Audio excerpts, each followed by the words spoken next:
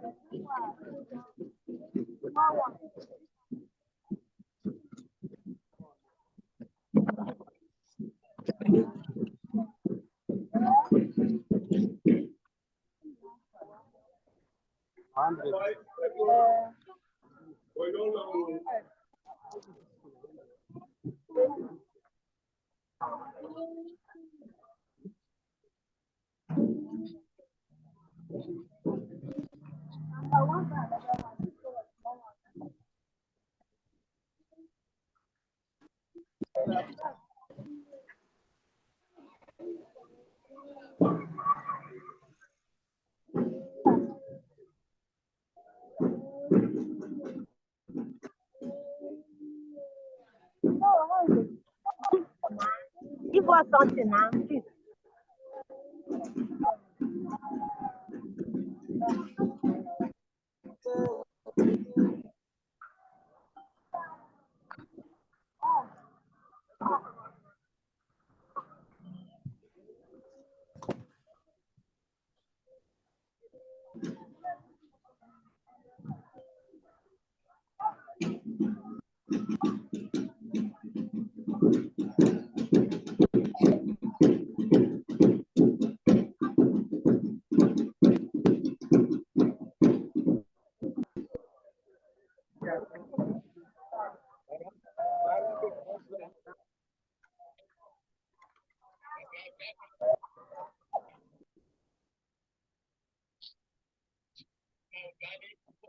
I'm tired of all this work, this foolishness.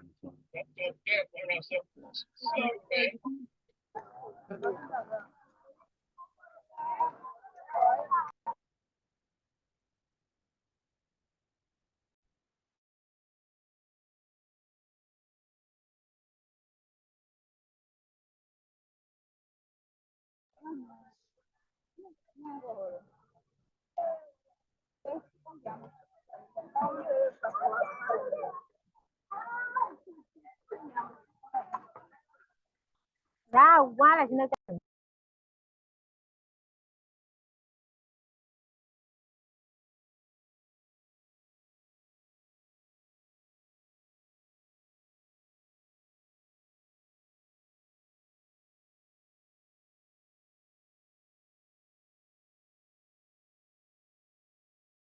Hi.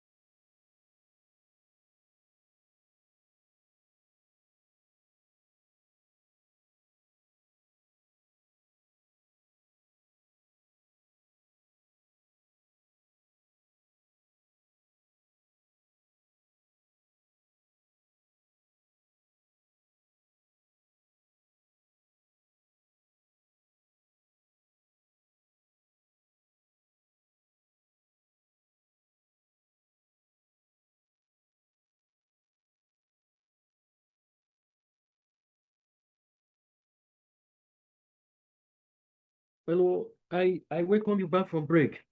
Good day. Hello. Well, sir. Welcome, sir. Thank Welcome, you. sir. Thank you. You're welcome from break. Yeah. Yes, sir. Thank you, sir. Welcome, sir. Thank you. I hope you people you wait, Eloam. Uh-huh. Okay. Yeah. Thank you. So we continue shortly. I'm trying to respond to some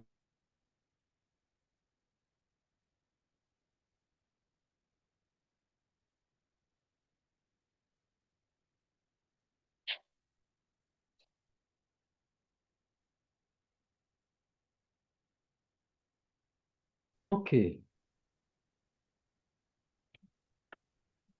Thank you.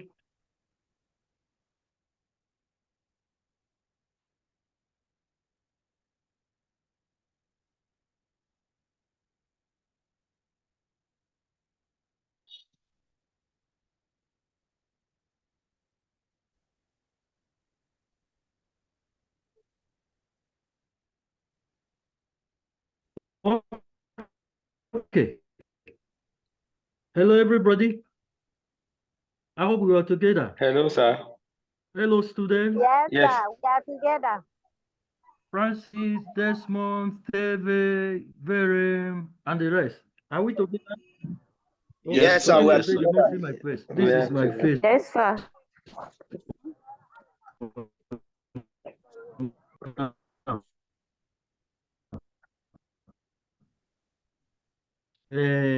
There's a problem here. This like 3 weeks now. I have relevance of that too. Maybe somebody have to carry out a research on that and why it has doing healing and then having haircut and the rest. Okay, thank you. I'm going to share my screen now.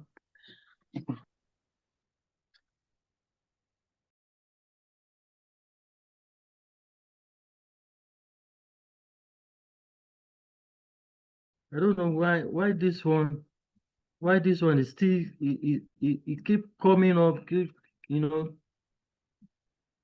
it's still coming up every time. I wanted this one to go so that I will have a full screen, but it's not.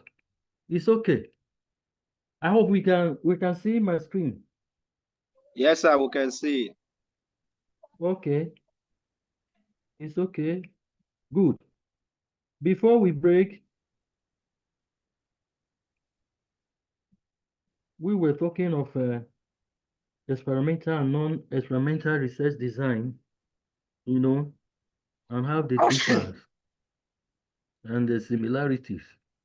I think this is where we stop. We're talking of benefit of experimental research and how a company or individual organization can use it to create a new product, you know. Then the the other thing, the disadvantage. Now we go to the disadvantage. The disadvantage of this.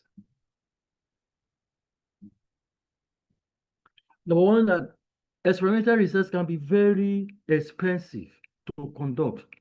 And then at times it may require, special equipment, it may require a specialist, it may require a special employee, or you may need to hire a the experiment. And at times you see some of these the equipment you use, like the reagents, might not even be available in your location. This might involve you traveling long distances and kilometers to do that. I remember some students, in these universities that they want to carry out some research, and because some of these are not available, some of them have to travel as far as going to University of Ibadan, because that is where those the needed reagents are, you know, traveling that far distance, the risks on the highway, the resources, the time, and the rest of them. But if it's not an experimental research, so long as you have the environments like farming, you don't need to go anywhere before you do this. You don't need any professional. I think by default, or say by nature, every person that is from this state knows how to farm, which way, one way or the other. Again, experimental research, it can also be time consuming. Like the instance I tell you the other time, a research, was conducted for 437 days. especially when it attains you doing a culture, a culture of experiment for you to see the reactions, the effect, the cause, and the effect of this. So you need to monitor it for some times, and so it can be time consuming. You see, when I was researching for this course, I came across an instance where somebody in UK did a research that was over 180 years. That person obviously could not live to see the end of that result. Even other people that might take it over from him is possible. So, and you say again, you must create the right condition to ensure that the right variables are being tested. This can take a long time, and at times there might be issues. We're going to see when there's a mistake in experimental research, you will have to come and start all over again. You know, either like okay, the case I started before of wrong reagent that was used to test blood, blood groups and genotype. If so much is involved to get this done, it means you have to come and start all over again. You see, and then you will wait. Some reactions takes a long time to complete, so you have to wait, for them to happen. That experimental research also, it can also be difficult.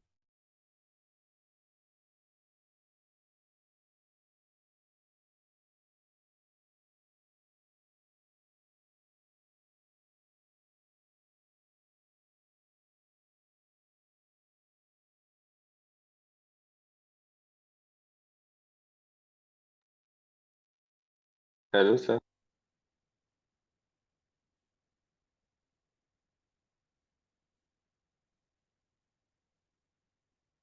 Can anyone hear him?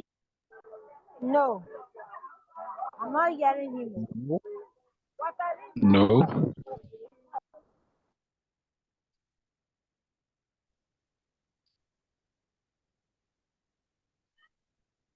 I think he has been logged out.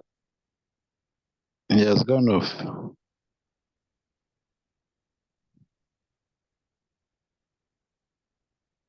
It's network glitches.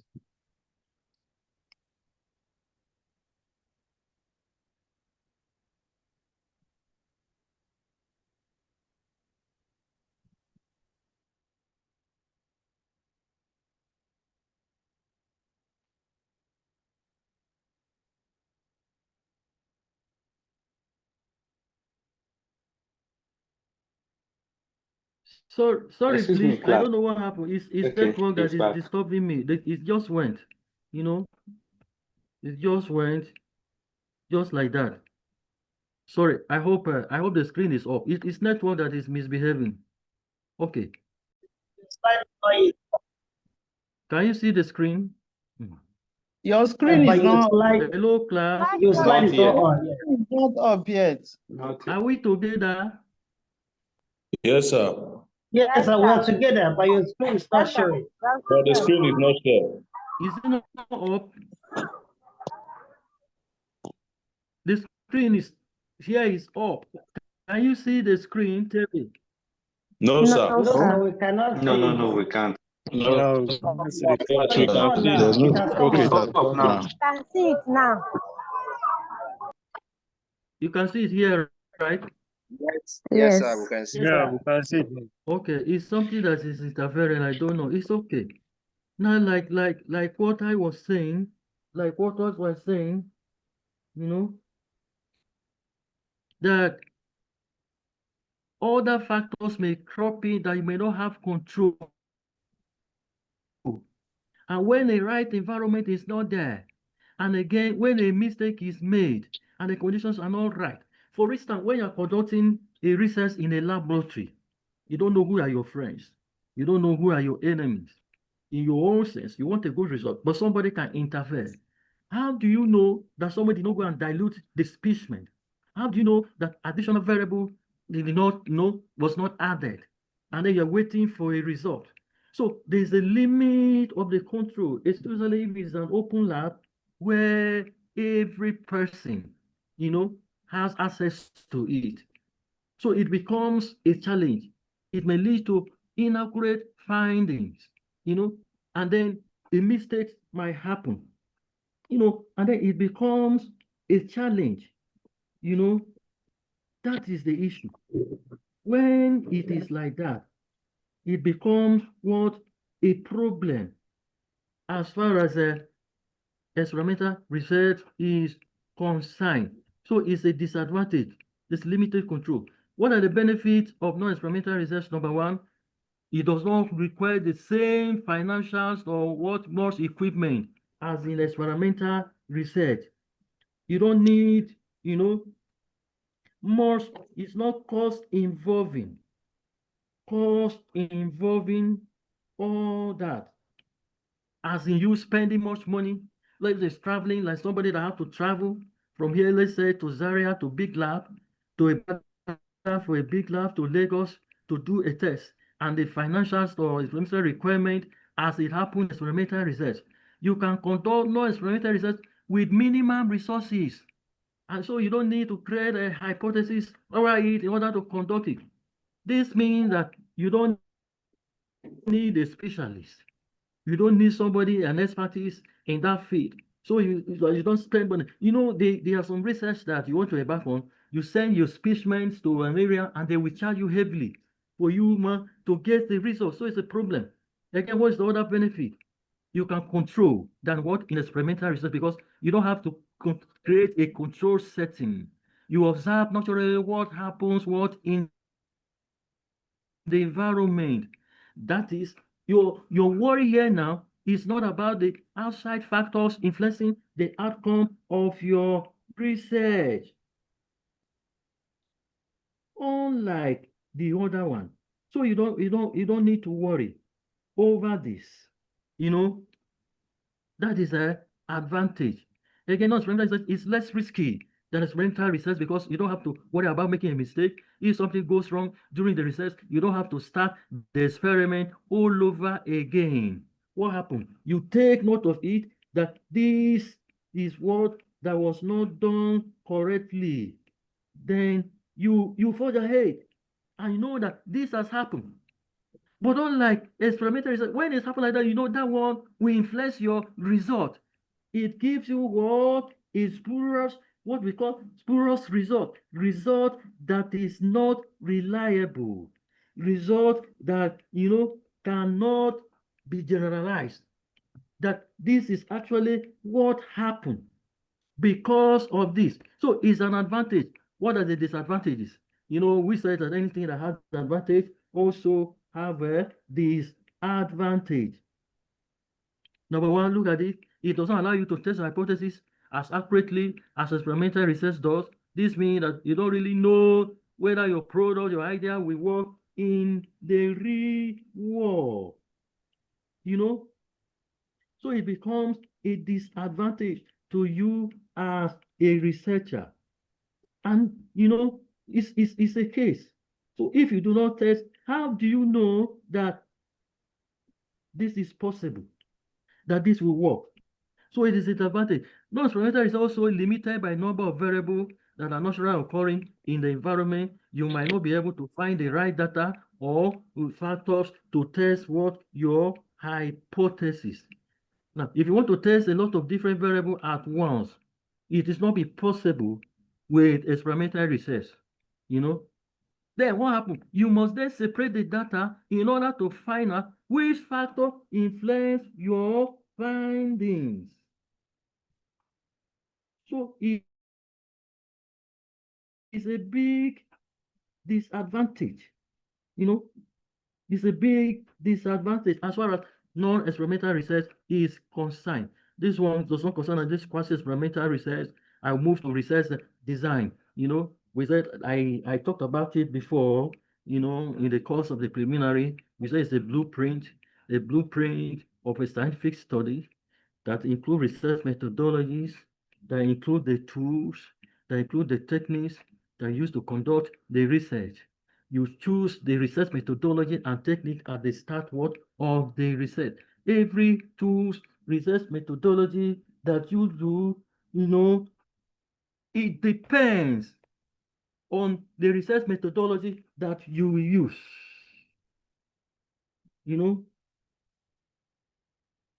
That is it. It depends. So what Francis used may not, the tools of analysis, the methodology Francis used may not necessarily be what Augustine will use, because it depends on your research.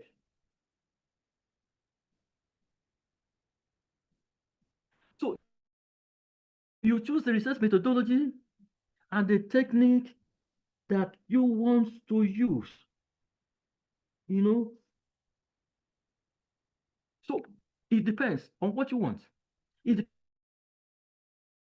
depends on the method, the techniques that you want to use to conduct the research. Then a researcher must be well versed in different types of research design.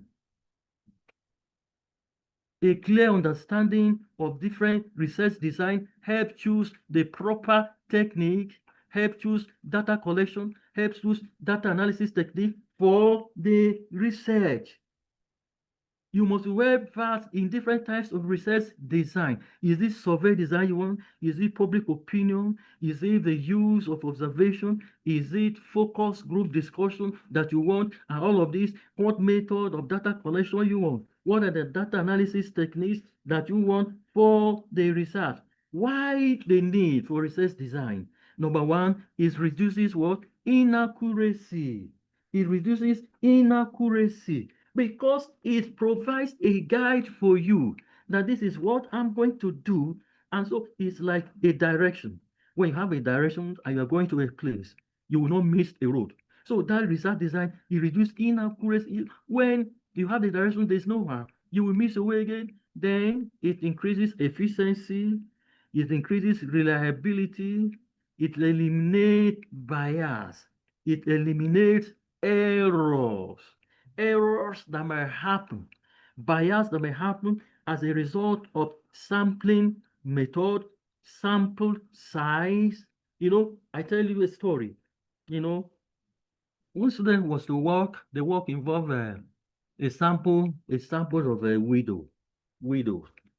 And then she came forward and said that I asked of a sample that where is he getting her data? Who are the focus? He said widow. I said good. Then what of the samples and where are you taking to sample for? He said it's going to be in a church. I said, why church? Is it only in church that you have widows? How about those that don't go to church? So you can see.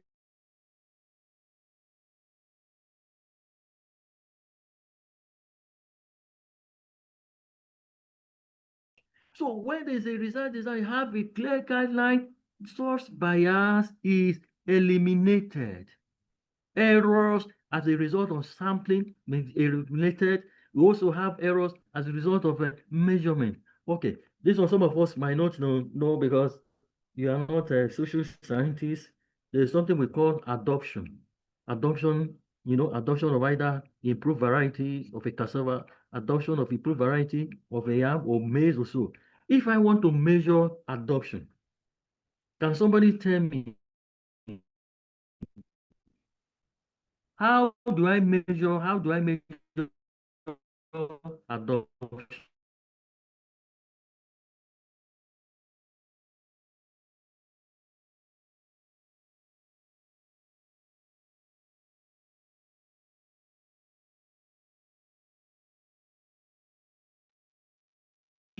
Hello. Hello? Is your network having issue? Hello, Asa. Yes, Can you hear me? the network is having issue. Yes, we can hear you, but then Yes, it's breaking, we sir. can, we can We hear, can but hear you. We can hear you. But Francis, I can hear you loud and clear. Jigban Austin, if I can hear you very well. Eh, did you get the question I asked? No, sir, I didn't get the question, sir. I asked the questions. I'm talking of, no, no, measurement. no, Maize. sir, we did not do that. And then they have an improved variety of maize or improved variety of any crops. And I said adoption. So I'm asking, how do I measure adoption? Whether somebody adopt, what tools of analysis will I use to measure the adoption?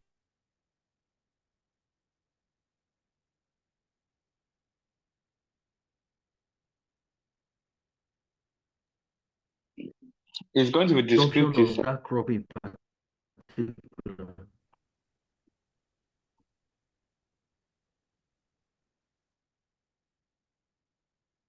Sorry. Hello, Francis. Sir? Hello, sir. Hello, sir. Can we hear me? Yes. Any person that heard me can answer the question. Yes.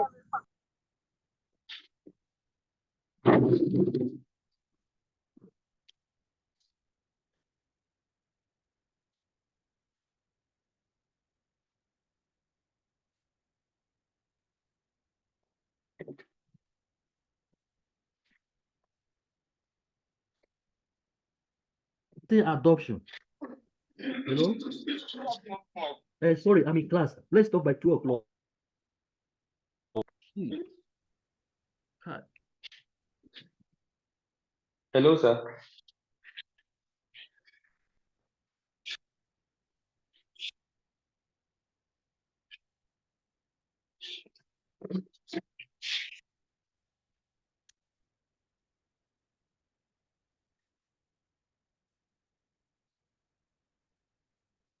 I think he has been logged out again.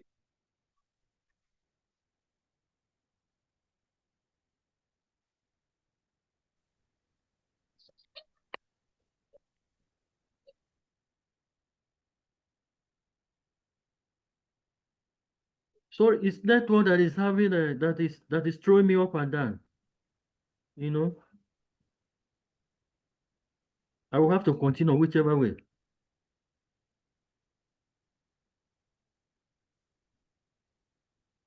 I hope you can see this screen. Yes, we can. Sir. Yes, sir. Yes. You can see it. I thought Yes, yes, yes. Screen is up.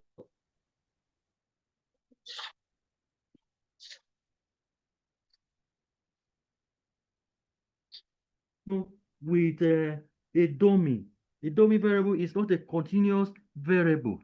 Like age, you can measure age. Age is continuous. Age in a year, right? You can measure somebody's weight, you know, in kilogram. It continues. You can measure somebody's height. It continues. You can measure somebody's experience. Let's say farming experience is continuous. But when it comes to adoption, it may be somebody adopted or somebody did not what? Adopt. So in this case, you have two groups of individuals, two groups of farmers, those that are adopted and those that do not what? Adopted. So in that instance, we use what we call dummy variables. I will say people that are adopted, I put them 1. People that do not adopted, I put as what? 0.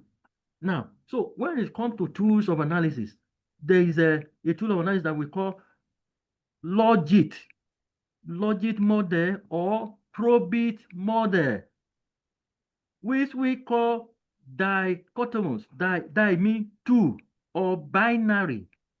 Binary mean 2, either yes or no.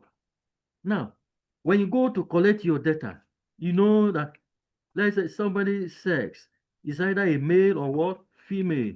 You cannot input male or female in a system and you will get a result. So you will represent male. Either so any person that is the male, you present in what? 1, and then female, you present in what? 0. So when there is an error like this, there's a problem. And so with your research design, when you stipulate how this is going to be done, it eliminates what? Source errors. And then it eliminates what? Bias. And again, you go to a community that is a mix, different tribes, and they're involved in the production of whatever thing you are backing on the research on.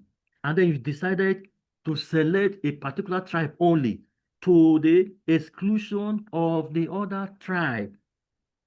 It means that your sample is what? Biased. Biased towards a particular tribe. It does not cover the plurality, the heterogeneity of your respondent. You understand?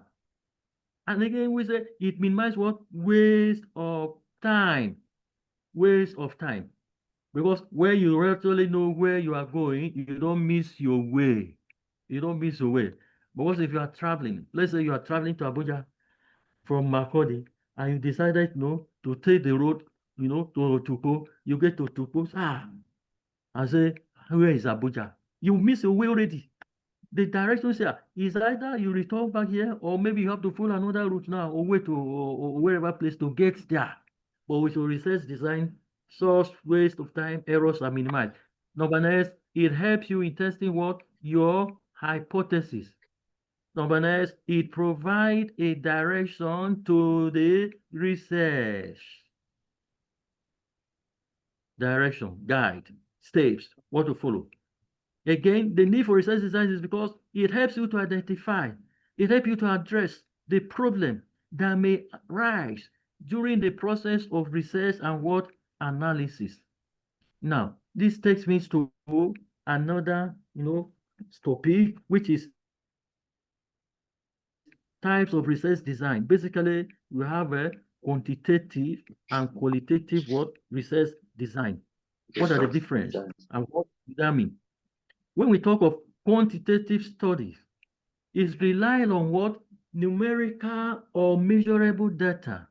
You analyze data numerically to develop a statistical picture or say of a trend, of a connection. Now, the essence of quantitative research, you want to find out an answer to who, to what, to where, to how, and when through the course of research. Who was involved? What happened? Where did it happen? How did it happen? And when was it? Can we say the research of yesterday still subsists today? And that is why those of you that will fall under my supervision, I always say this to my students. When you cite a literature that is over 10 years old, what was in existence 10 years ago somehow is stale. The information is stale. Yes. The last census was conducted when? 2006, right? 2006. And then you are studying a Benue State. And you said the population of Benue State, according to Nigerian population census, 2006 was what? 4 million something. 2060 now, how many years? 19 years. Do you know how many persons that have been born from 2060 now? So that information there is no longer valid today, even though census has not been conducted, but we have a projection. We always say that Nigerian population is like 240 million, 240 is because of what projections. Because 19 years, after 19 years, no population census have taken place. Even the one we wanted 2023, it could not hold. So the outcome of the quantitative analysis is easy to represent. You use what statistical, tools to represent it, like the use of graph, the chart, numbers. You put a graph, this one with the chart. This chart can either be Pearson's, it can be bar chart, it can be histogram, represent it. For instance, if I conduct, I don't know how many, you are 39 in this class, including me. I don't know the number of males or number of females. If I want to know the sex of this class like this now, maybe this 39, I don't know, but supposing that we have females here that are 15, if females are 15, it means males are what? 24. I can represent it what? In a chart and then put a color. This blue color or red color. This red color says it's male and this blue color says what? It's female. I can even represent it on the basis of local government. Different local 774 local governments in this country. I'm not sure all of us are represented, but the number that are represented, I can put this one, which local government are you from? This local government are you from? And then put it. That is what interpretation. Now, what are the advantages and disadvantages of this quantitative research design? Advantage, it can produce objective data, which is free from the subjectivity of a qualitative study. When we say it's free from subjectivity, is that the idea is the same. When something is subjective, it means your own view about it will be different from mine. And again, result can be, okay, if somebody want to talk, I'm receiving signal that somebody want to talk. If you want to talk, just indicate by putting up your hands there. Go to reaction and then I will see your hand and then I will give you the audience to talk. You can communicate the results through statistics and what through numbers. You can also quickly produce with the benefit of data computing software. That is where a problem comes. You know, data analysis. We have software like Stata, like SPSS. We can represent it and bring it out in the picture. You know, it can be viewed, a disadvantage that can be viewed as restrictive form of study. You cannot tailor your responses or add context. It requires a large data sample, a large pool of what? Participants. You require large participants. That is why, excuse me, I said in your sampling, your sample must be a good representative of your population because you are going to generalize on your finding. You are working in the whole local government and you say your sample size is 100. How representative is 100 respondents? When the work will be there for everybody to see. You know, again, quantitative study, they rely on numerical or measurable data. You can analyze data numerically to develop a statistical picture or whether trend or connection. So statistical result, it may shed light on what cause and effect relationship, the effect of independent variable on dependent variable. The answer all these questions. The outcome, I said, can be represented in the graph. Now, quantitative data collection. How do you collect quantitative data? Some form of data collection through computation study include the use of an experiment, the questionnaire, the survey, and database result. What concerns us mostly, what we do is the use of what? Questionnaires. And the use of what? Surveys. Were you taking on a questionnaire construction? Hello, class. No, sir. We were not taking on that. We are not taking. Construction of questionnaires. By the fact that all of us here, it means you and I pass out from first degree, and then PGD, or as the case may be. I hope all of us have written project at one point or time. Yes. In the course of one program or so. Yes. We did. Yes, we have done. Questionnaire. Good. These questionnaires are done, constructed in line with what? With your objectives of the study. And that is when you are using what we call cross-sectional study, cross-sectional survey that lasts maybe for a year or so. Especially primary data you go and collect from a farmer within a season, you know, a database report, these ones are the result reports that are already in existence. Then you face from there. You may have data on a household survey, human development index, you know, poverty level, you know, based on countries, on states, you know. Then there's another food security index, food security status of the household. These data, they are available. They have the database. So you can fetch from there and then, you know, do this our quantitative data. You know, it includes gathering. Now we talk of qualitative data now. Qualitative data include gathering, interpreting non-numerical data. The other one is numerical data. Qualitative study, personal accounts or documents that illustrate in detail how people think, how people respond within society. You know, finding answer to how, why behind a phenomenon. You want to find a correlation behavior. Now you use what most distinguishing feature is open-ended questions, you know, and then you express your view clearly. Open-ended questions. Like now, what do I mean by open-ended questions? Open-ended, we have open-ended questions and closed-ended. Oftentimes, we emphasize that the question you ask your respondent should be open-ended, so that you don't give them choice.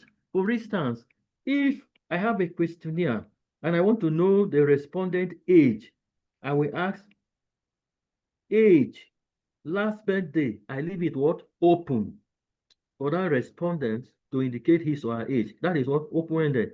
But the same age, if I say age, I can remember I said 1 to 20, 21 to 40. I have a range of that age. That one now is what is close what ended.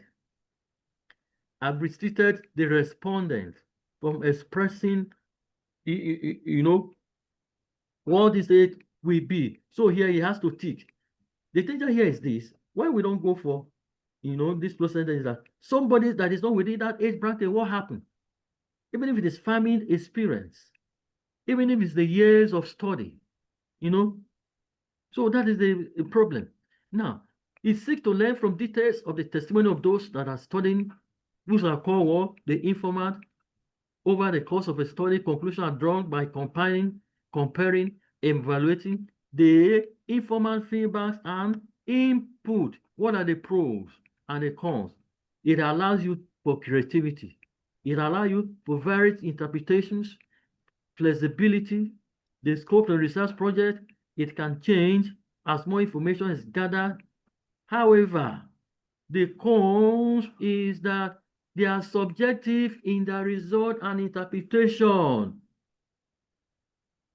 Your result can be doubted. It can be questioned by somebody. Objectivity might not be there, but subjectivity. The expertise and perspective of the researcher, it may strongly influence the interpretations of result and the conclusion reads, because personal bias. Yes, Ibrahim. Yes, Aliu. Unmute now so that you can talk. Yes. All right, sir. Sorry for taking you back, sir. No problem. My question is on the non-experimental study. Wonderful. No problem. All right, sir. You have the floor.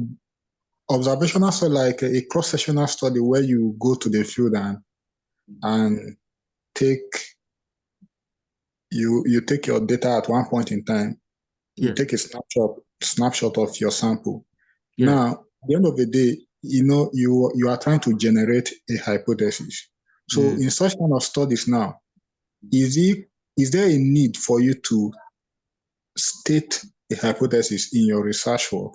Because I see that in most of the research that we do conduct in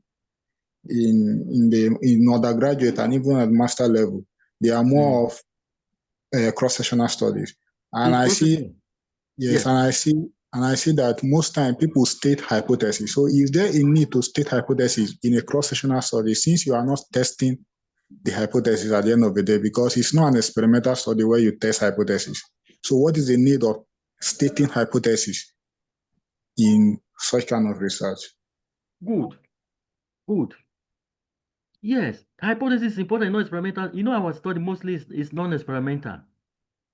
Like for instance, somebody did a work on impact of cassava production on poverty reduction, let's say in Makurdi or in Benue State. Then you want to find out if cassava production actually helped what in poverty reduction. Or I may compare two states, let's say Benue and Nasarawa State, the productivity of cassava. I put my research topic as comparative analysis of cassava production among farmers in Nasarawa and Benue State. Right. My hypothesis will be that is there difference in the production of cassava, between farmers in Nasarawa and Benue State? So since it's a comparative study, I will use what? I will use ANOVA, to test whether there's a significant difference. That is hypothesis. And you see, hypothesis is derived from the objectives of the study and it depends on the study.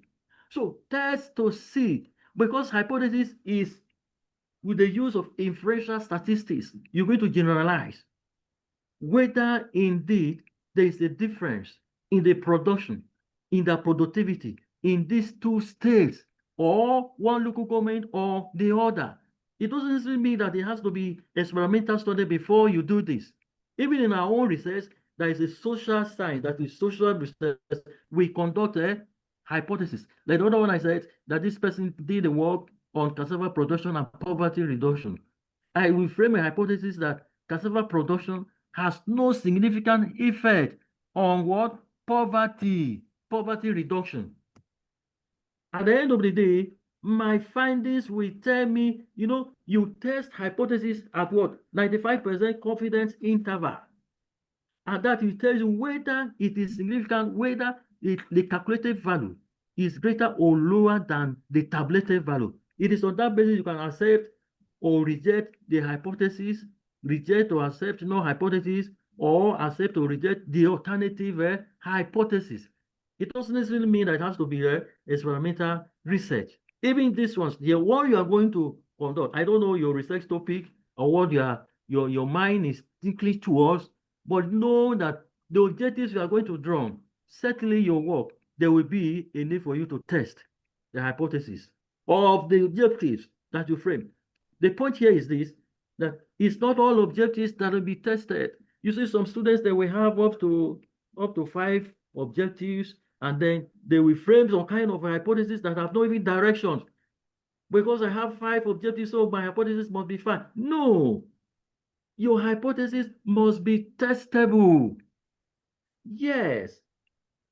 Comparative analysis, there must be hypothesis. Adoption, that whether this one, the use of this influence, increase in yield, there might be hypothesis. For instance, the use of improved seed has no significant effect on the productivity of farmer.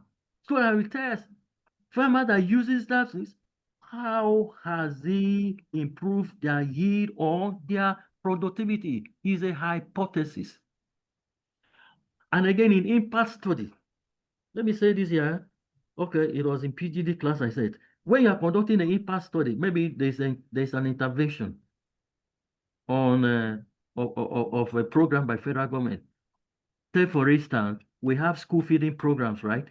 School feeding programs where pupils or learners, they call them, are being fed. They are fed a meal a day. You will find out that intervention program, does it translate to improve academic performance? I can frame a hypothesis that if I'm looking at the impact of school feeding programs on academic performance of learners or people. Let's say I take a case study of one school. Let's say that school in Wuruku in Makodi, what is it called? That Suzanne School. That one. Suzanne, thank you. Suzanne, thank you. Suzanne, thank you. Impact of school feeding programs on the academic performance of the pupils or learner of Suzanne Thank You School in Makodi. So I will frame a hypothesis that school feeding program has no significant impact on the academic performance of these learners. Meaning that the feedings they are receiving daily does not translate to anything. So at the end of the day, the result will tell me I can accept the hypothesis or reject it depending on the result that I got. This one necessarily is not what? Experimental research.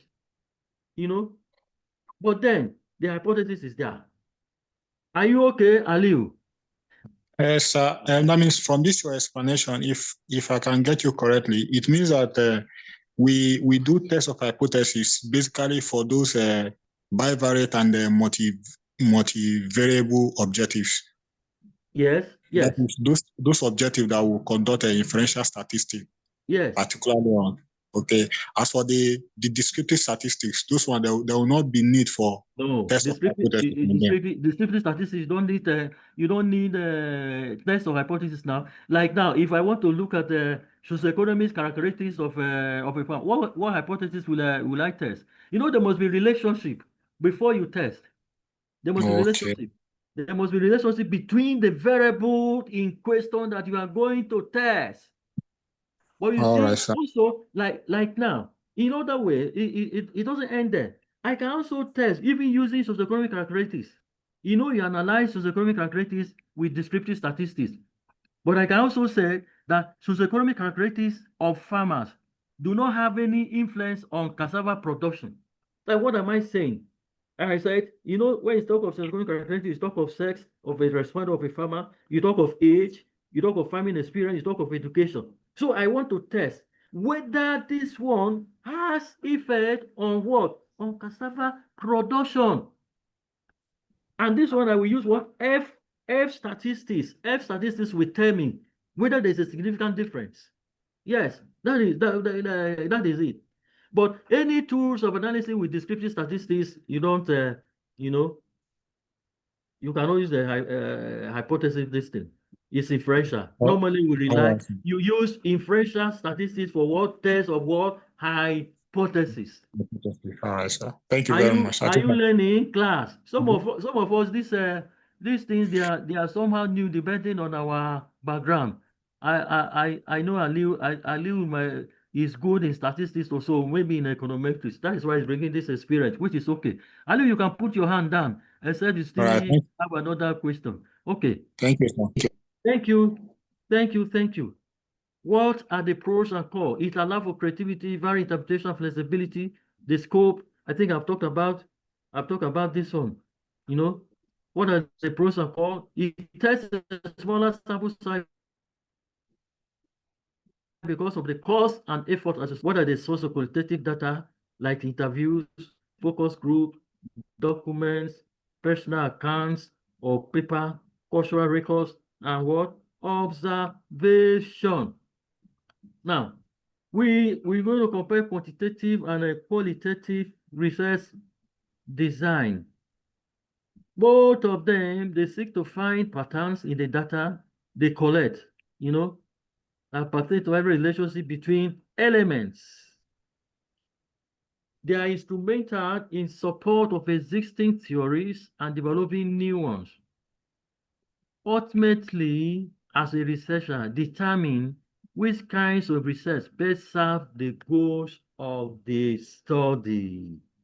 So the need for you to define your objective of study from the beginning is very, very important and is key to the success of your research. What do I want to achieve? Yes, Francis. Okay, sir. I will want to know, is there anything like a mixed method of research? Like while doing my research, I was told that there's nothing like a mixed method. Miss what? My mixed method of research. No, you cannot use one and use another now. What do you want to achieve? You know, that is why our research, you cannot say you're doing experimental research and then you're doing non-experimental research in a research, but same work. No, sir. No, sir. I am talking about when you are supposed to collect your data and then you are saying you are going to collect both qualitative and quantitative data at the same time. What's the appropriate name for it? But you either make use of quantitative data or you make use of what? Qualitative data. Not miss. Look at the source of qualitative data. I said interview, focus groups, and the rest. You either use this or you use what? Quantitative, use of questionnaire, experiments, and the rest, but not what? Miss. Are you getting it? Yes, sir. I've gotten Hello, it. class. Hi, sir. There should be no ambiguity here, and there should be no confusion. You know, Francis, you've done a research here before now. Francis. Yes, sir. Yes, sir. What was your research topic? Mine was analysis of access and utilization of healthcare services by internally displaced persons in Benue State. Good. Who were your respondents? IDPs were my respondents, sir. Responded. You issued questionnaires and then you meet them one on one and you get responses from them regarding the healthcare and how to the level of accessibility of this healthcare. Is that not? Yes, sir. Good. At the end of the day, what did you find out? Do they have access? And then how did you measure the access, the accessibility? How did you measure it?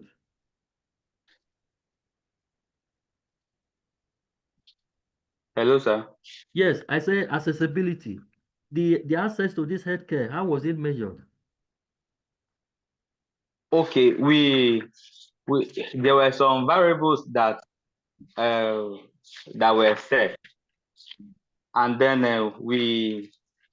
sorry if I'm not answering as a professional, but then we asked we asked these questions based on whether they are aware of healthcare services, whether certain healthcare services like psychosocial support were there in the camp.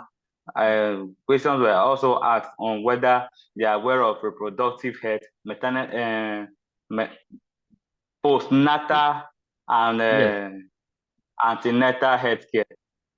Good. And then what were their pre-existing health conditions, if they have any, and then what was the prevalent diseases that are in the camp. Okay, thank you. But you see, access measurement, it can be level of assessment, whether it is high, whether it is high, whether it is medium, or whether it's low, depending on what the rest. So this one, you use a Likert scale, level of accessibility, high, medium, low, agree, disagree, or whatever like this. And then that is it. It's good. If at all you really want to go deep, you can go deep to the impact of source healthcare on their health, whether their health status they're better up and to it. And then before you do that, you will have to know their self, what was the condition of their head before, before they assess this. And then after that, what was the condition?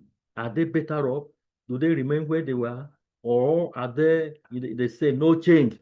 Then you actually know whether the access to this healthcare has effect on their head. You can break this ones into experimental, correlational, descriptive, diagnostic, explanatory, explore, case, survey, this as etc. There's as we move along, this one, we have to discuss different types of research design, highlighting their benefits and limitation. Is there. This was just to test us. Now, social work research. By my time, it's 2 o'clock. I don't know whether we continue or we end it here. This is another bit of the matter. Okay, sir, please, I suggest we should social continue will have for some people among us. 30 seconds. 30 minutes, sir. To cover up for the time that we lost in the other class. Okay. So we stop by 12. This one we stop by 2:30. Is it okay by all of us? Sir, if you know that you It's okay. Yes, sir. Let's continue. No issue. No Yes, issue. sir. Let's continue. Yes, sir. Let's continue. Thank you for your patience. Thank you, Shaku. Thank you, and the rest of the. Thank you. So don't mind me if I murder the name. It's not my mother phone. Thank you, John. Okay. Now we in the next 30 minutes, so we talk about social work research.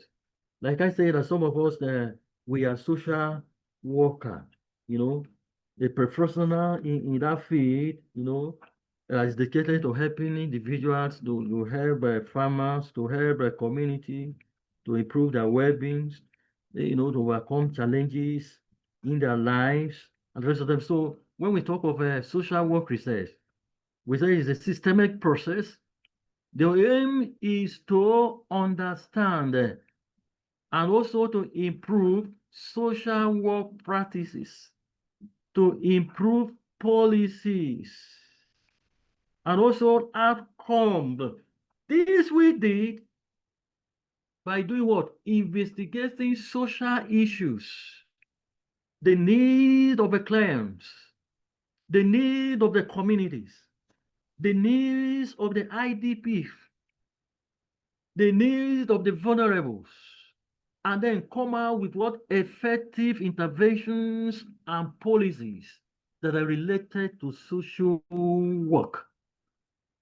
You know, as a social worker with that, when you have a policies, when you have investigations on the issues or the needs of the people, or the vulnerable, or no, the communities, and come with interventions and policies, it'll help you to make what? Informed decisions, develop evidence-based strategies. And that will be used to help what? Communities, it will use to help individuals. We have interventions in different places. You see, when you say that, NGO, non-governmental organizations, going to the community, to construct a borehole, to construct a classroom, is because of social work research. Somebody has done a work and see that that community is in need of that, of such facilities, of such infrastructures, because there's evidently clear. Some years ago, 2017 or 2018 or so, I was going to one community in Benue State. I will not mention the name of that local government, because in research, you don't say the name of your respondents or whoever, and surprisingly, I will have a senator that representing that zone, even House of Rep member, House of Assembly, but in that school, in that community, in that area, there are no classrooms. It's something I witnessed. No classrooms.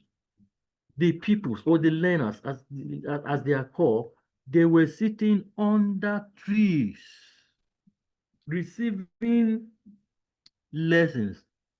And then you have one or two teachers. In some cases, it's only one teacher that will be in that school. Some of them is that school without uniform, Susan, what's the problem? Some of them, without writing material, and they all of them. You as a social worker, you make informed decision when you carry the survey and you see a place like this, it helps you to develop evidence and base strategies for helping individuals and communities that are what? In need. The aim of social work research is to develop knowledge. That knowledge will help to improve the well-being of individuals. The knowledge helps the well-being of families or groups, community, particularly those that are vulnerable, those that are marginalized. Right? Enough of us, Francis did the work on IDP, and he might have gone there to see the condition, pitiful condition. There you have vulnerable, exposed to all dangers, exposed to all harm, under the sun or in the rain, like the NYC item we said, and they are there, not knowing their fate. And so, as a social worker, when we embark on this research, the aim, the challenges that happen in this community. You want to blend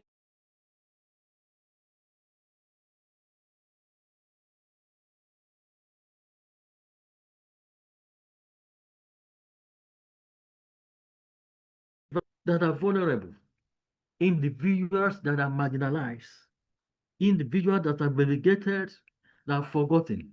Now, what are the purpose and what are the goals of social work research? Number one, there is a need for you to understand social issues.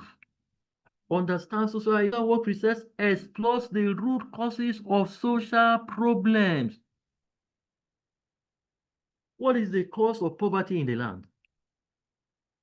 What is the cause of homelessness in the land?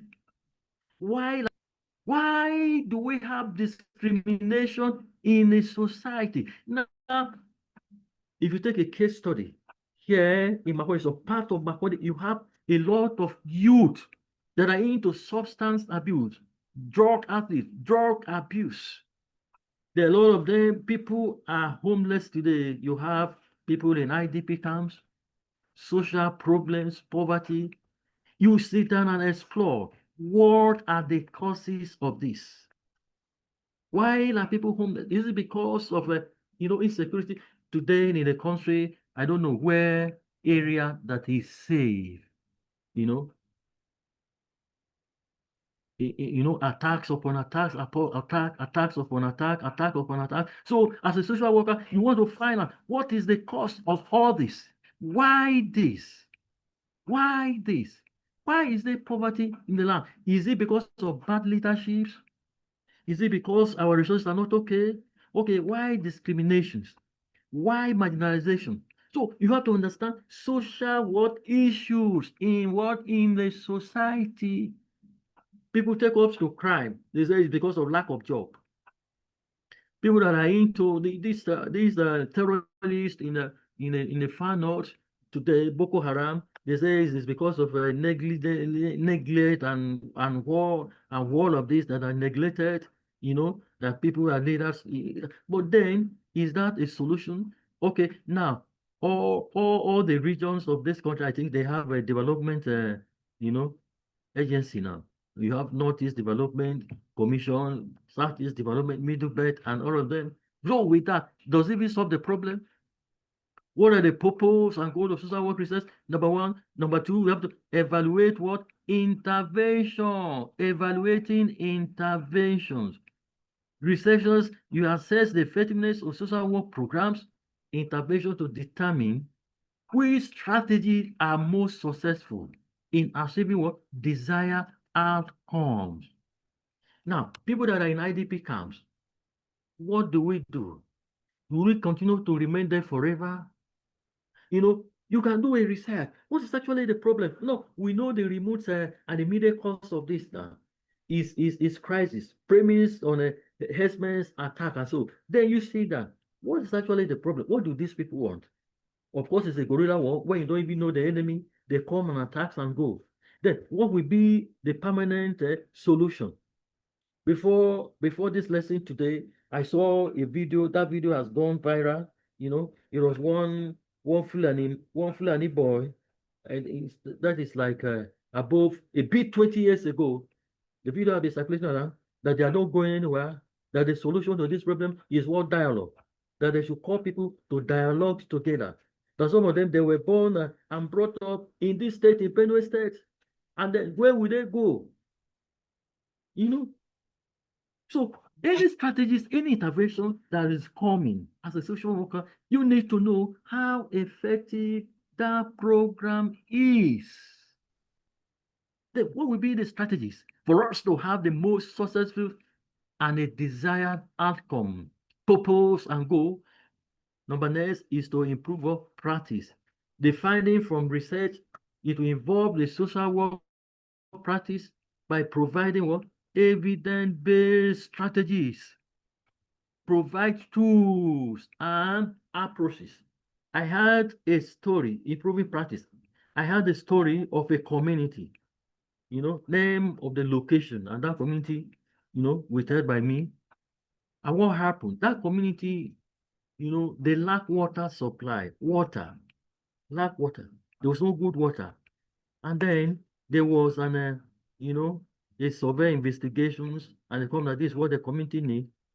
But before then, the people of that community, they live in a hilly place, their children's wife, they have to come down and then fetch water, look for water before they go back, So when the an NGO came, non-governmental organizations, and there was an intervention, they did what? They constructed what? Borehole for that community. And the problem of water scarcity now, what happened? Was solved. We say evidence-based strategies, tools, and approaches. And then what happened? Something happened,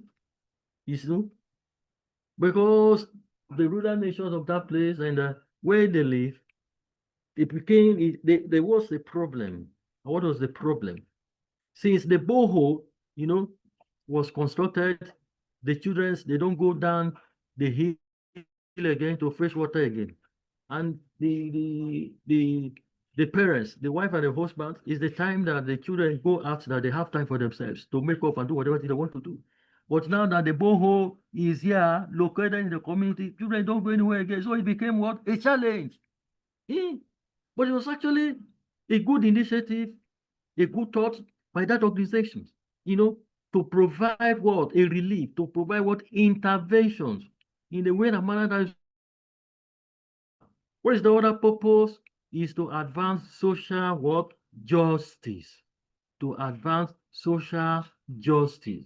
Social work research, it can be used to advocate for social justice, to address systemic inequalities that impact marginalized what? Population. When an intervention is coming, think of those that are most vulnerable. Vulnerability in this sense can come even as a result of the tribe, minority. They are vulnerable. The disabled, they are vulnerable. Women, they are vulnerable. Children, they are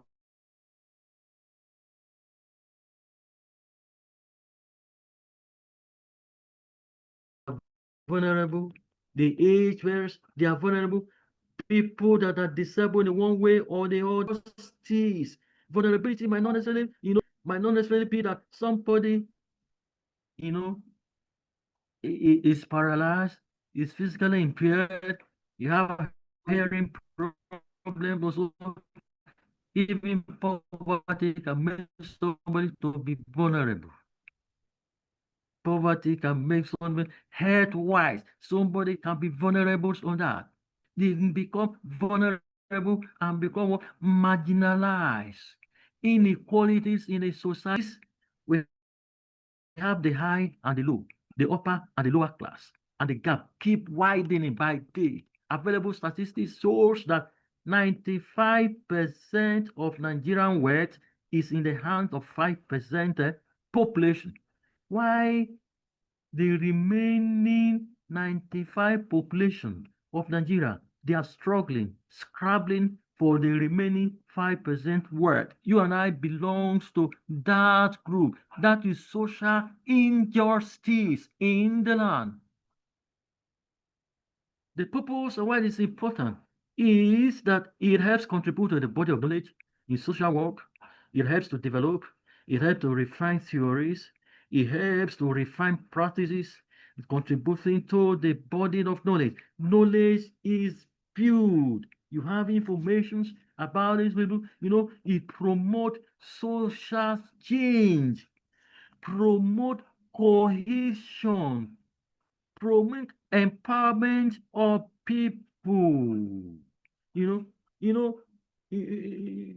see, it is governed by the principle of social justice, principles of human rights, principle of respect for diversity, social work, principle of diversity.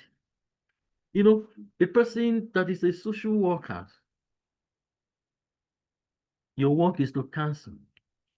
Your work is an advocacy. Your work is crisis intervention. Work is to connect people.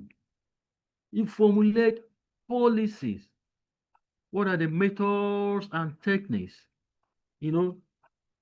Talk about this. I will not talk about this again. Quantitative research, numerical data, statistical analysis to measure outcome, experience, perspectives, and the rest. Now, what are the scope of social work research? What are the scope? Like mental health. You can do a research on mental health, research on mental health conditions, treatment, how effective is it, and then prevention strategies. For instance, I can ask the questions. Why are so many youths today into drug abuse? And what effect does it have on their mental health? Is it because of frustrations? Is it because of joblessness? I knew of a graduate. I learned the person is a graduate, and then you see that he even finished NYC and the rest of them, But you see him, I don't know whether it's drug or so. You know, he is insane. Mental health conditions. This is the area. And your research, you can focus your research on source area. What is it impact of drug abuse that resulted to that? What frustrations? Is it unemployment? You know that people are to vices, people take to robberies, people take to all kinds of social vices, court and the rest. Scope is also talk of a child welfare. Studies on child abuse, studied on child neglect, adoption, foster care, and family support services. Child labor. Now let me answer this question. What do we take? What do we take as the child labor? When do we say that a child is involved in a labor, child labor? When do we say an individual is involved in a child labor? Undue hardship, often being. Can somebody answer me? Yeah. When somebody is supposed to do what is not supposed to be doing at the initial stage, like street hawking and some level of household jobs, like. Hello, Okay, sir. is it okay? Thank you. Yes. Hello, sir. Hello, sir. Somebody's hand is up. Hello, sir. Can I talk? Quakia. Is it Quakia? Quakia, your hand is up. Yes, Gimga. Sorry if I didn't call your name rightly. Yes. No problem, sir. Good afternoon, sir. Thank The child you. labor, yes, I see it in this corner. When the child is given a hard work to do, that the child Okay. ordinarily is not up to that task. Good. Again, working, going out to sell, doing other hard labor, even at home and outside. Can say it's the child labor. Good. Good. Thank you. Thank you, Gimga. Yes, TV Rap. Sir, I will also attempt to Rap, say you have that the child floor. labor. Yes, sir. Hello, can you hear me, sir? I can hear you loud and clear. Okay, sir. I will attempt to say that child labor is when a child is given the role of an adult. For example, maybe hawking, at the age that he or she is supposed to be schooling, receiving education, is going about doing certain job that an adult is supposed to be fending for himself or for the family. Okay. Thank you. Thank you very much. Thank you. Okay, sir. So Tebe, I think I have Sir, my hand is up. Okay, Tebe. I thought it's Tebe that is talking. Yes? No. Sir, my hand is up too. Okay, John, Tebe. is Hello, John, sir. is Can I John, continue, sir? is John, Okay, John hand is up. Hey, Okay, you have yes. been talking. Please let me say something. Hello, sir. Eh? Can I Okay, talk? John. Okay. Let John, after John, Tebe, you can talk. Yes, John. Okay. Thank you, sir, for the opportunity. I believe child labor is of two types, physical labor and mental labor. When we talk about the physical labor, is subjecting a child to do what is beyond his or her age. Just like somebody mentioned, a child that's supposed to be in school, you see such children hawking along the road instead of being in school. And then you see them doing what they are not supposed to do. It means you are subjecting that child to do what is beyond his or her capacity. That is part of child labor. And then when you talked about the mental aspect of the child labor, you see in some homes, you see children who are not supposed to take some certain responsibility. Such responsibility rests on them, and then you see them beyond their age. They do things beyond their age. It affects their mental ability sometimes when things happen like that. And then secondly, when you put fear on children, when doing certain things, the way you discipline them, it subject them to a child labor too in a way. But if you are not properly addressing such issue, it can affect the children. Thank you. Thank you so very much. Thank you. Thank you for a wonderful contribution. Ralph, do you still want to talk? Okay, sir. Let me. I've landed on my thought. I've landed on my thought, but just to add to what John said, it can even affect their group when they are exposed to resources. Yes, very well. And that is why you see the problem the society have. How come somebody, an uncle or an auntie, will bring a child from the village and says, I'm bringing the child to town to put him or her in school. And instead of school, okay, Francis, I'll come to you. Instead of school, you see that child hawking from morning till night. When you see some of them, you ask them, you say, my uncle has no money to pay my school fees. Do you know, research-wise, the number of hours a child is supposed to work in a day is what? Is 4 hours. For a man, an adult, is 8 hours. That is 8 to 4. 8 to 4, that is 8 hours. For child, it is what? Half of these 8 hours. 4 hours. But you see children hawking from morning till night. Some of them, even after school, they will still continue to hawk. Yes, Francis. Before I continue, yes, Francis. Okay. So, sir, you made my point. There is what they call the child work. That is the work that this child can do after school, which is between the time of their recreation and then the time that they are supposed to sleep. A child is not supposed to be working during school, but after school, the child can your network work. Is breaking. Oh, okay. Can you hear me now, sir? Hello, sir. It's better now. Yes, Francis, so is better. After school, the child can work, but this child must be at least, I think, child work is supposed to be from 14 to 17 years.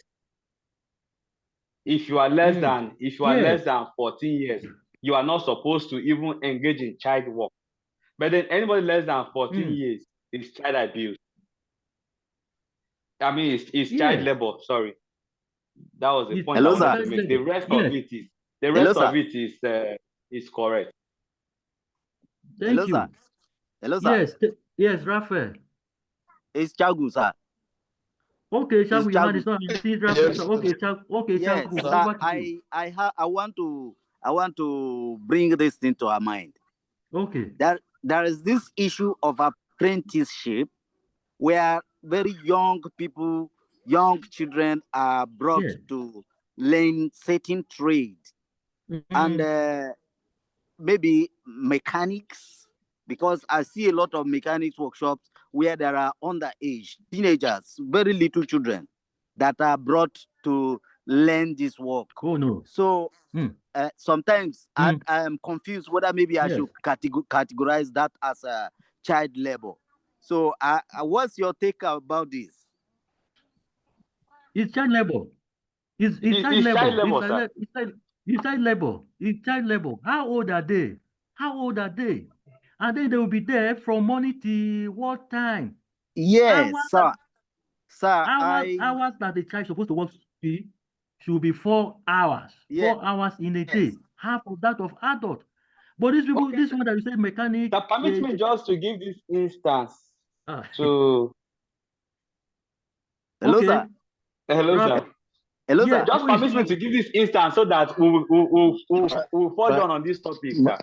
Let me give a popular instance. For instance, those of us that watch football, if you look at how Yamal has been playing in Germany, anytime it is close to 8 o'clock, they substitute him, or they have to pay. Germany or Spain? Germany or Spain? No, I mean when they were playing.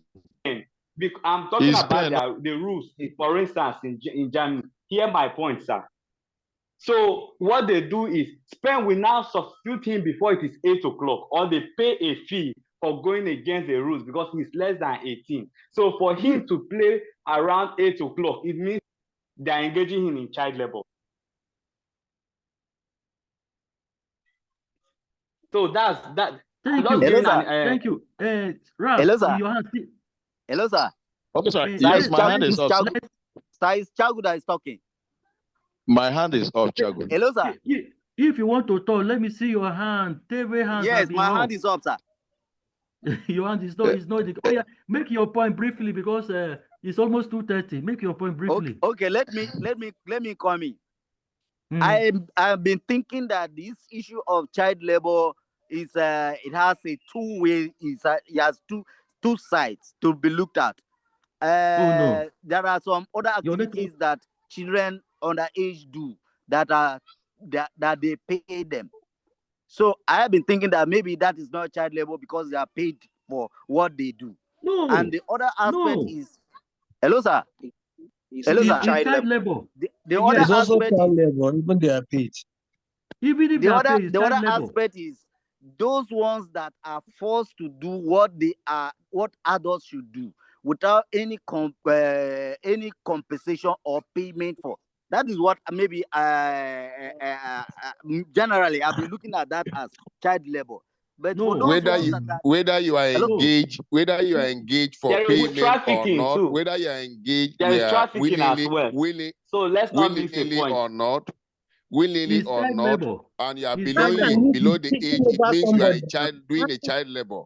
It's child labor. Yeah. Whether you are paid or not, it's child labor. You have not reached that. You have not reached the age, that adult age of working to earn a living. Yes, it's child labor. So you are being protected by fundamental rights. At that age, you are not supposed to work to earn money. You are not yet an adult. And sir, what I wanted to add, that my hand is still up, is bringing child labor and child abuse. I think these two, they try to go along. Yes. Because, for example, in my area, there was a woman that was operating a drinking place. And when I didn't even really go there, but I saw that she had like 2-3 girls that were not up to 13 years that were serving. I nearly called a friend that works with this social protection, whatever, to report that case, because I looked at it as not just child labor, but child abuse. Because how can girls of that age be selling in a drinking joint? The environment can corrupt them. The environment can have a very negative impact and effect on them. So I am thinking that child labor and child abuse, they have a correlation. They correlate, positive correlation. They correlate. Child abuse and child labor. Hello, they correlate. Hello, sir. Hello, sir. Chaku, yes. I want clarification, sir. Okay. Hello, sir.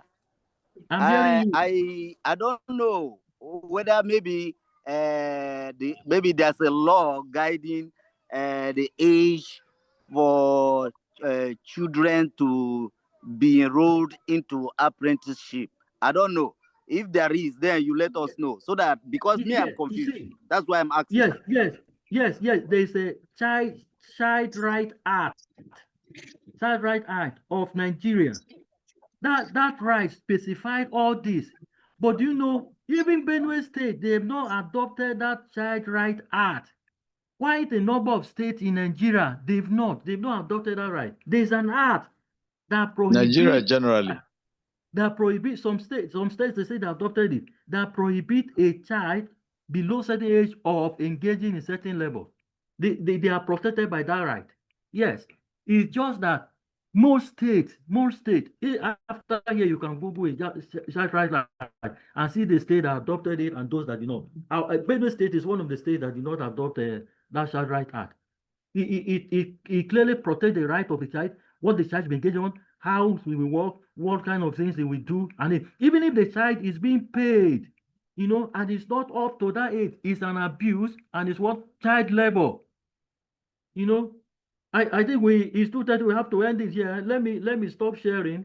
If there are any other things so that we can talk. There's a chat question on the chat box. I don't know. There's a message there. I don't know. Francis, what is it?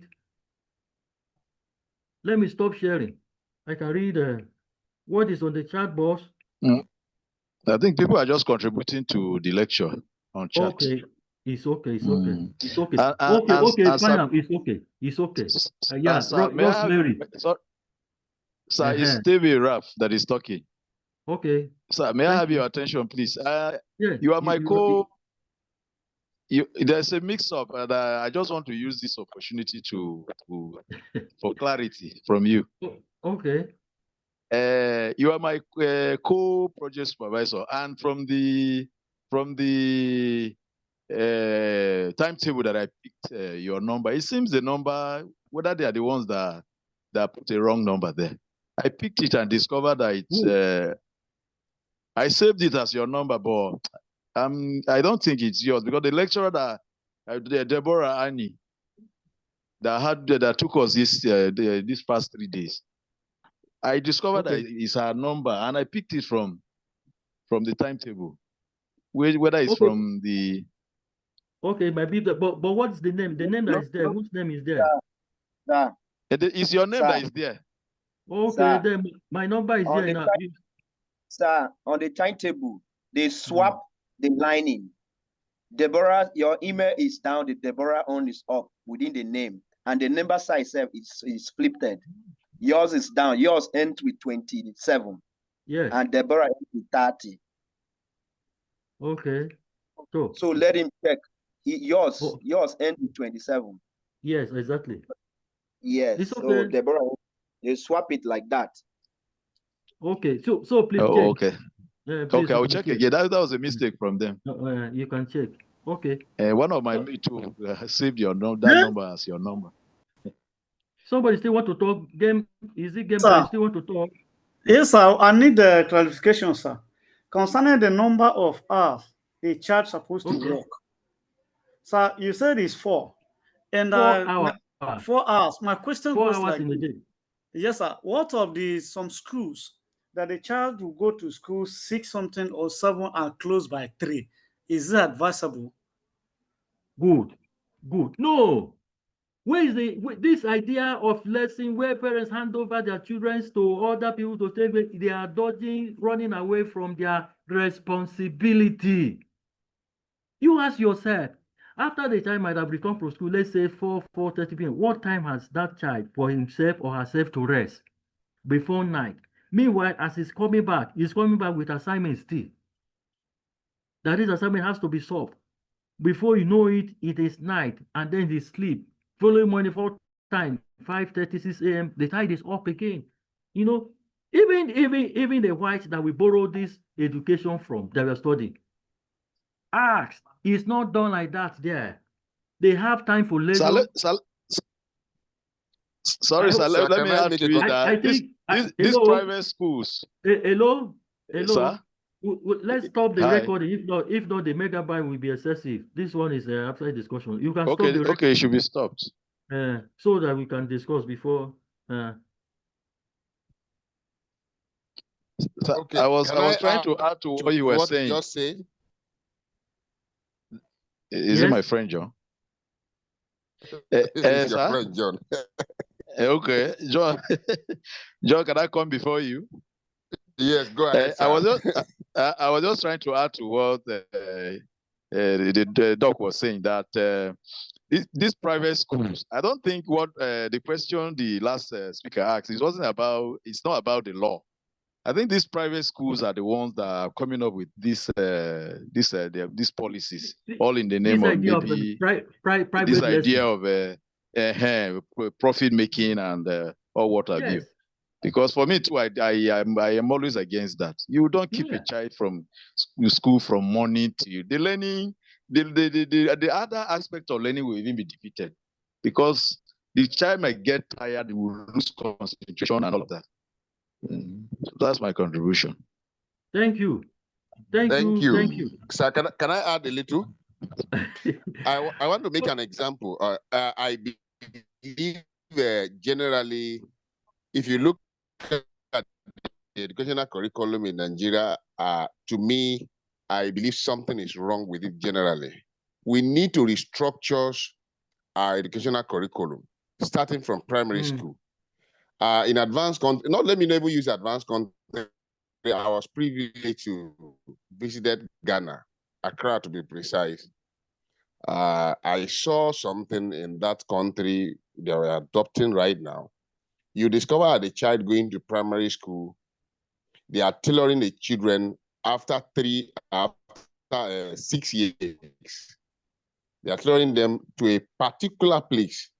Maybe if the child is focusing on technician, in that way, even if a child is spending 4 hours or 3 hours learning, you will discover that, yes, that for that particular day, that child has learned something very meaningful for that very day. But even at this one, like, you see that children practical. You see that children in Nigeria, for example, that you see them, they taught them maths, English, CRX, everything about 9 subjects. You are teaching a primary one or a nursery one, nursery 3 or primary. For all this is, they are jam-padding everything and put them on their head. And you say you are still keeping these children till maybe 3, 4, 5 in that doing the lesson under that intensive heat and no proper care. And then when they come back home, they face the assignment just like you rightly said. Before you know, they got tired and sleep again. It means that the children, they are not developing. They are not developing. So I think I'm advocating that we need to restructure our educational curriculum to it that will suit us in this present era we are, so that our children can learn better. I think that's my contribution. Thank you, sir. Thank you so very much. Thank you, everybody. Thanks for your contributions. Thanks for participation. I think it has been a wonderful engagement. Even though thank you, sir. We didn't start, well, because of a light-related issue, but thank God, I think we've landed safely, and yes, sir. It's a beautiful one. So, on this note, we call it a day, and then tomorrow, by God's grace, I will conclude. I pray that there will be no hiccups tomorrow. Let me say thank you to everybody. I will not begin to call names and then forget some. Thank you, sir. It has been a wonderful engagement. Thank you sir. so very much. I love the class. Yeah, Thank you, sir.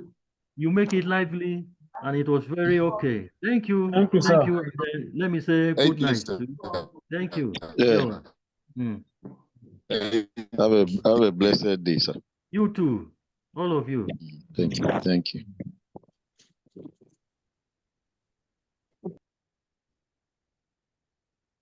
I am. Any announcement? You are the host. If there's an announcement, you let us know, sir. 10 a.m. tomorrow, by God's grace. Tomorrow then. Okay. Thank you. Okay. Thank you, everybody. Thank you, my friend John. Thank you, John.